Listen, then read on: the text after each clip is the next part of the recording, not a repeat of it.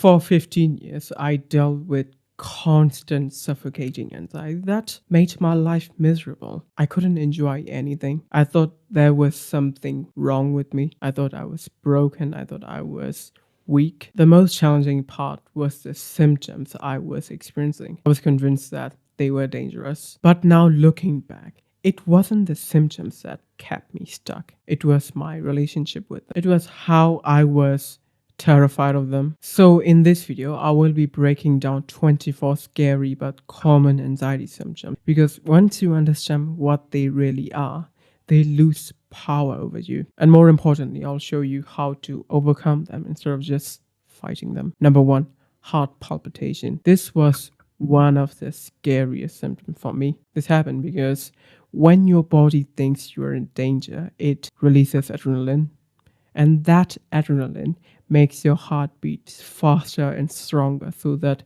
blood can rush through your body. That doesn't mean it is malfunctioning. That is exactly what your body is designed to do. But the scary part is you become hyper aware of every single heartbeat, and that is so damn terrifying. And then your mind is like, this is not normal. Something must be wrong. And that fear fuels the adrenaline even more. So you just keep getting stuck in this cycle. You may have tried to check your pulse or try to force yourself to calm down, but it's just going to make you worse. Instead, just let your heart beat however it is beating. Remind yourself this is just adrenaline and keep doing whatever that you're doing. Each time you don't react with fear, your brain learns that that sensation is not dangerous. And as fear drops, your adrenaline will fade and your heart settles naturally. Number two, chest pain or chest pressure. This is the scariest of the scariest symptoms for me. When your body goes into survival mode,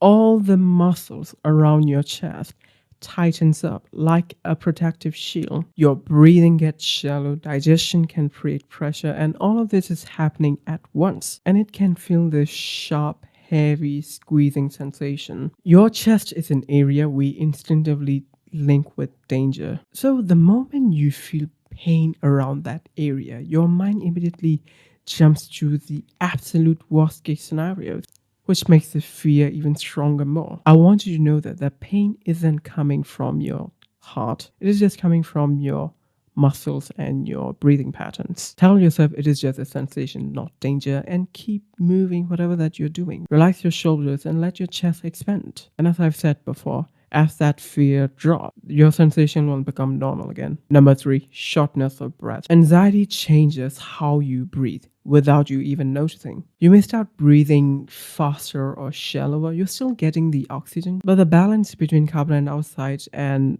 oxygen shifts. That is why you may feel like your breath is not satisfying no matter how hard you try. You just can't get a full breath. And the more you panic about it, the worse it gets. Deep belly breathings like box breathings can help you immensely.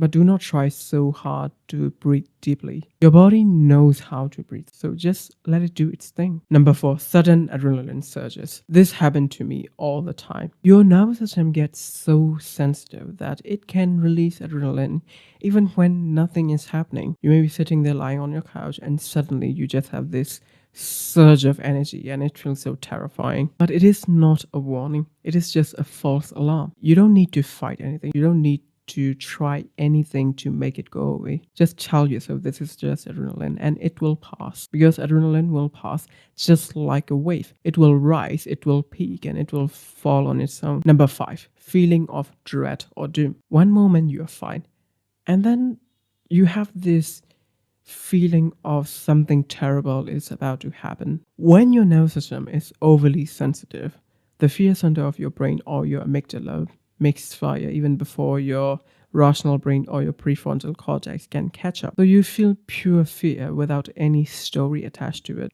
It doesn't mean it is an intuition or a bad omen. The biggest mistake you can make is try to figure out why you are feeling that way. That'll just make the alarm worse. That'll just keep you stuck. Instead, just label it as false alarm and keep doing what you're doing. It will pass automatically. Number six, scary what if thoughts. When your anxiety is active, your brain goes into threat detection mode. It starts throwing out Worst case scenarios like, what if I collapse? What if this happened? What if that happened? These thoughts may feel so urgent, so real, and so convincing because your nervous system is oversensitized and your brain thinks imagining every possible scenarios will keep you safe. That is why when you try to prove these thoughts wrong, you are making it worse. Instead, just notice them as a what if thought and then keep doing what you are doing. Do not judge them, do not debate them. You will be fine. Number 7, feeling detached. When your nervous system has been under stress for too long,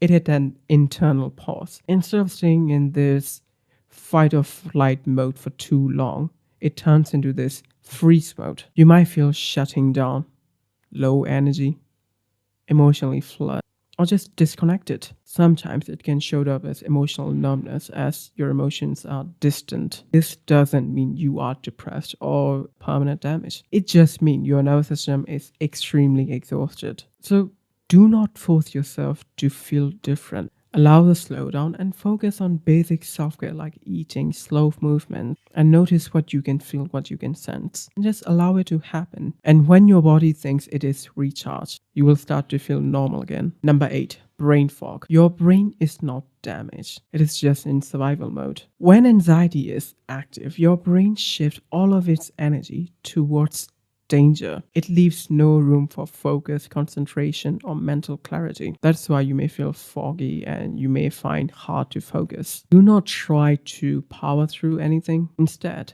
do low demand single focus activities. Do one thing at a time. Let your mind rest. Treat it like it is tired, not something like it is broken. Number 9, dizziness. Whenever your breathing gets shallower or faster, your blood flow shifts, then it confuses your balance system. That is why you may feel like floating or dizziness or feel like something isn't right. Do not panic about that. It is not dangerous. Instead, allow yourself to rest and show your body that you can move safely even with the sensation is there. Number 10, vision changes. Your sensory organs are the most sensitive whenever you are in this survival mode. Your eyes are no exception. Your pupil may dilate to scan for danger. That is why you may experience things like blurry vision, as if you are looking through a tunnel. Everything looks so narrow. This happens to me a lot. But there is nothing wrong with your eyes. It is not dangerous. It is just a stress response. Let your eyes relax and soften your gaze. Your vision will settle when your nervous system feels safe again. Number 11, tingling hands or feet. The blood flow gets redirected to your muscles whenever anxiety hits. Plus, the breathing changes the blood flow. That is why you may feel tinglings in your hands, on your feet, or even your lips, but it doesn't mean your nerves are damaged. You can gently move your hand or your feet and let the tingling be there. As your breathing settles, these sensations will get to normal again. Number 12, shaking. As I have told you before, adrenaline floods your muscles with energy. But when there is no real danger, the energy has nowhere to go. So it releases as shaking or internal vibration. You don't have to do anything at all. Just let it happen and tell yourself, this is just adrenaline leaving my body. Number 13, body zaps. When your nervous system is extremely tired, signals can run out of sync. So it can come up with this sudden zaps or jolts, especially when you try to sleep at night. They're very brief. Since they come out of nowhere, you may think they're dangerous or you may think there is something wrong with you, but there is nothing wrong with you. Treat them as non-event and keep doing whatever that you're doing. Number 14, nausea. Blood redirect away from digestion whenever anxiety hit. Your stomach slows down because eating isn't priority when you're in survival mode. This can create nausea, and worrying about what if I throw up will make it worse. Instead, eat small meals regularly, even if you feel like you don't want to eat, and focus on calming your nervous system, not trying to fix your stomach. Number 15, diarrhea. While most of the digestive system slows down, your colon or your large intestine speeds up. The reason for that is to empty your system so that you are lighter and you can run faster. It is not a gut damage. It is just a stress overdrive. So stay hydrated, drink water, clear broth, electrolytes. You can do relaxation techniques like yoga or slow breathing. Number 16, lump in the throat. Your body may tighten the throat muscles to protect the airway, even when there is no real danger. This can create sensation of a lump or something is stuck in your throat, but nothing is actually blocking it. Try chewing biscuits or cookies. And don't think about swallowing at all. You will notice that you will automatically swallow it. That's a trick I learned from the book Hope and Help for Your Nerves by Dr. Clara Week, and I highly recommend you to read. Number 17, muscle tension. As I have said repeatedly before, your body stay slightly braced whenever anxiety hits, as if it is trying to protect you. The muscles tighten automatically even when you're not aware of them. And over time, this leads to stiffness and aching. It doesn't mean your muscles are damaged. It just means that your nervous system hasn't let go because it never feels safe. The fix is to reduce that hypervigilance and allow yourself to relax. You can do yoga, you can stretch, you can do slow breathings to totally relax yourself softly. Number 18, ringing in ears. This is very similar to blurry vision since your ears are all through your sensory organs, so they're even more sensitive compared to rest of the body. So that is why sounds your brain normally filter out will become more noticeable.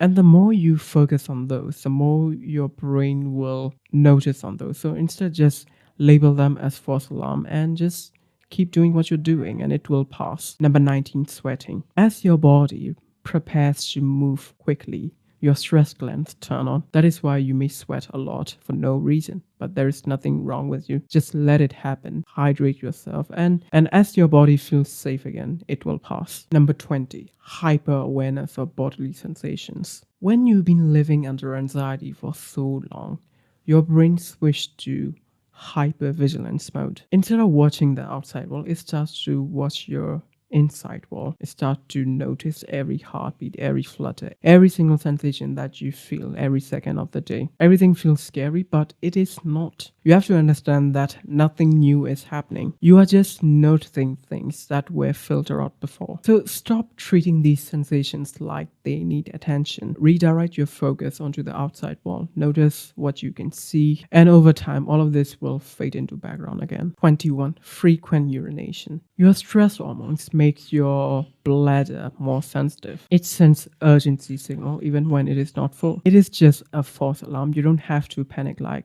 what if I keep going? What if I keep urinating all the time? That fear will keep you stuck. So just notice it as a false alarm and keep doing what you're doing. I know this sounds so repetitive, but I am intentionally telling you this to remove that fear from those symptoms. Number 22, extreme fatigue. This happens when your nervous system has been in this survival mode for so long. Being anxious is so damn exhausting. Your body is constantly scanning for threats, danger, and it is a nightmare. And over time, it just runs low. You just deplete out of energy. So give yourself permission to rest without any guilt. There's nothing wrong with you. Your body is just walking too much and is just tired. Number 23, the need to control everything. When your body doesn't feel safe, your mind tries to create certainty, and then control becomes your protection. All this constant planning, avoiding uncertainty, constant monitoring, give you a sense of control. It gives you a short-term relief, so you keep trying to control everything.